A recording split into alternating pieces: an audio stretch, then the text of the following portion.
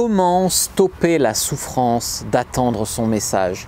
Bonjour à toutes, c'est Fabrice Julien, coach et auteur, expert en séduction depuis 2010. Et bonjour à tous aussi. Dans cette vidéo, on va parler de cette souffrance quand vous attendez le message d'un mec ou d'une fille d'ailleurs. Quand vous êtes là à attendre un appel, à attendre un texto, à attendre la confirmation d'un rendez-vous, à savoir si l'autre vous aime toujours ou pas, à avoir l'espoir d'avoir une notif, et puis quand vous avez une notif, en fait, c'est pas lui ou c'est pas elle, et du coup, vous vous sentez pas bien.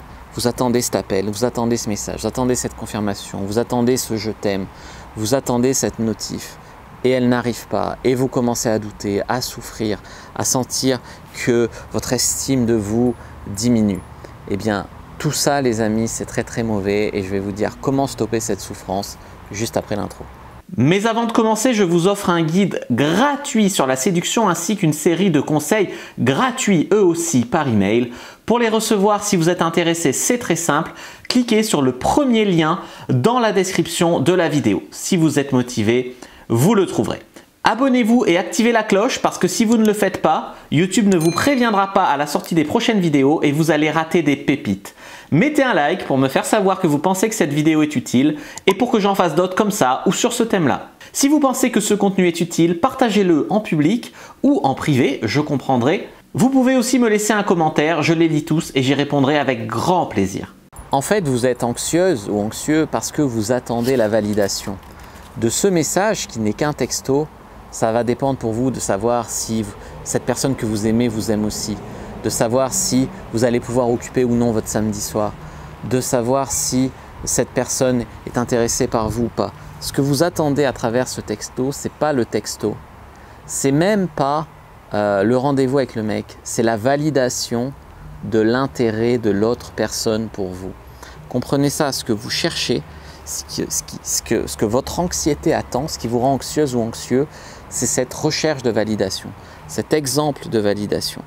Et souvent, ça crée un cercle vicieux parce qu'il y a un soir où vous allez attendre ce je t'aime et vous allez l'avoir. Sauf que le lendemain, vous allez douter. Est-ce qu'il m'aime encore aujourd'hui? Et vous allez souffrir en attendant le je t'aime. Et puis il y aura toujours un soir où il ne vous enverra pas ce je t'aime parce qu'il sera occupé, parce qu'il oubliera, parce qu'il sera avec une autre, parce que je ne sais pas pourquoi. Peut-être pour rien, peut-être pour des raisons plus graves, peut-être qu'il sera malade. Et un jour, vous ne recevrez pas ce je t'aime. Et là, vous serez brisé. Donc, l'important, c'est de ne pas faire dépendre sa validation, de ne pas faire dépendre son estime de soi d'un message. Ça, c'était vraiment très important. Ensuite, il ne faut pas que cette anxiété, cette douleur d'attendre le message vous empêche en fait de profiter des moments avec vos amis. Si cette attente gâche les moments que vous avez avec vos amis, je sais pas, vous êtes au bar avec vos potes et vous êtes là sur votre téléphone, il m'a pas écrit, il m'a pas écrit, il m'a pas écrit, ou elle m'a pas écrit, elle m'a pas écrit, elle m'a pas écrit. Ça gâche les moments, ça ronge, ça fait chier tout le monde, on va pas se mentir. C'est très grave. Et donc en fait, ça casse tout. Vous voyez ce que je veux dire? Donc moi, mon meilleur conseil, enfin, il y en a plusieurs des conseils, mais un des conseils que je vais vous donner, c'est de trouver quelque chose à faire qui vous occupe. Trouvez honnêtement quelque chose à faire qui fait que vous attendez pas. Si vous faites du sport, si vous avez une passion, quelque chose qui vous fait vibrer, un livre qui vous fait vibrer, un projet sur lequel vous voulez travailler, une passion, un sport, de la peinture, de l'écriture, je ne sais pas. Faites quelque chose qui vous occupe. N'attendez plus ce message. Par exemple, vous allez faire 2 heures de taekwondo et après, au bout de 2 heures, peut-être que vous aurez reçu le message ou pas. Mais si vous passez les 2 heures de taekwondo à aller toutes les 10 minutes au vestiaire voir si vous avez reçu le texto, c'est juste pas possible. Donc moi, je vous invite vraiment à faire les choses, occuper votre vie pour ne pas être en attente d'un message. La deuxième chose, c'est de comprendre que ce que vous recherchez, donc, c'est de la validation. La validation, c'est que cette personne, vous la mettez supérieure à vous, puisque je dois être validé par l'autre, tu vois. Moi, j'ai arrêté d'attendre la validation, c'est passé en couchant avec beaucoup de filles, et des fois des filles géniales, parce que je me dis que même si cette fille, elle a l'air bien, en fait, si elle veut pas de moi, c'est pas grave. Si elle veut de moi, c'est super, ça marche, ça va peut-être marcher. Si elle veut pas de moi, c'est pas grave, je peux en avoir d'autres. Le problème de la plupart des gens, c'est que s'ils reçoivent pas ce message, ils se sentent nuls, ça baisse leur estime d'eux-mêmes, ils pensent qu'ils ne trouveront pas mieux, qu'ils n'arriveront jamais à séduire, que ci, que ça. Donc c'est juste un message, c'est juste une personne. Cette personne est nulle, a mauvais goût, est perverse, et trompe sa femme, j'en sais rien. Vous ne pouvez pas faire dépendre votre estime de vous d'une autre personne, tu vois. Donc ce message, il représente trop. Il faut relativiser ce que c'est que ce message. Ça, c'était un truc à bien comprendre.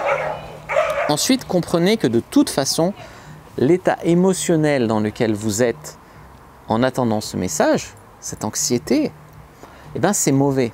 C'est toujours mauvais parce que ça vous rend needy à l'autre. Parce que le jour où vous allez recevoir ce message, le moment où vous allez le recevoir, vous serez tellement soulagé, vous allez répondre du tac au tac et vous allez être trop content. Et nanana. Vous avez souffert pendant 2 heures et la manière dont vous récompensez cette personne, vous avoir fait souffrir pendant 2 heures d'attente, c'est le couvrir de compliments, lui envoyer 10 messages, nanana.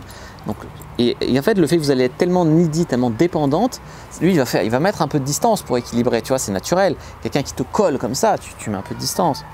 Ensuite, ça va pas communiquer de la confiance en soi. Si vous êtes là à attendre le message, à être désespéré, à être soulagé quand il donne, puis à être anxieuse quand il ne répond pas, etc., ça va baisser votre confiance en vous. Donc quelqu'un qui n'est pas confiante, eh ben, évidemment, ou qui n'est pas confiant, qui est trop dépendant, eh ben, l'autre va sentir, mais attends, cette personne n'a pas confiance en elle, elle me met sur un piédestal, peut-être que je suis vraiment trop bien pour elle. Donc, tu vois, donc c'est mauvais.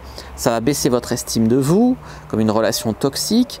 Et donc si avec cette personne, vous allez perdre de l'attirance, enfin, cette personne va perdre de l'attirance pour vous. Et si ça ne marche pas avec elle et que vous devez trouver quelqu'un d'autre, vous serez en mauvaise posture puisque vous aurez plus confiance en vous, une mauvaise estime de vous, vous serez stressé. Tu vois, ça ne marche pas. Donc, ça ne marche pas. Donc, changez le sens des choses. Changer le sens, c'est juste un texto. C'est juste une personne qui veut ou qui ne veut pas, qui met du temps à répondre ou qui ne met pas du temps à répondre. Ça ne veut rien dire. Changez le sens de ce message sur un téléphone. C'est grotesque. Avant, on n'avait pas les téléphones, les téléphones portables, je veux dire, et on vivait presque mieux, tu vois. Donc, changez le sens des choses. C'est juste un texto. Et ensuite, améliorez votre vie, remplissez votre vie. N'attendez pas après ce message. Si vous l'avez, c'est bien. Si vous ne l'avez pas, votre vie doit être tellement occupée que vous ne passez pas votre temps anxieusement à l'attendre et à vous ronger les ongles. Ça, c'est pas possible. Et puis si c'est une relation toxique de quelqu'un qui vous rend dépendant en vous donnant un peu, puis en répondant plus, puis en vous donnant un peu et qui joue avec vos nerfs, eh ben, vous feriez mieux de vous trouver quelqu'un d'autre ou de lui dire que ce comportement vous fait du mal et que s'il veut une relation avec vous, il doit changer. Il doit répondre tous les soirs au texto ou alors c'est vous qui vous rendez compte que vos attentes sont irréalistes et qu'en fait un texto à tous les moments de la journée c'est trop, et que lui il vous dit moi je peux t'écrire que tous les soirs, donc n'attends pas des textos tous les matins, tous les midis, tous les soirs, voilà. Il y a un moment il faut communiquer. Si l'autre personne, vous pouvez trouver un terrain d'entente, continuez. Si c'est pas possible et que c'est pas des attentes démesurées que vous avez, et ben dans ce cas-là, trouvez quelqu'un de moins toxique pour vous. Moi je vous dis à bientôt pour des nouveaux conseils en séduction, que le dieu de la séduction soit avec vous les amis.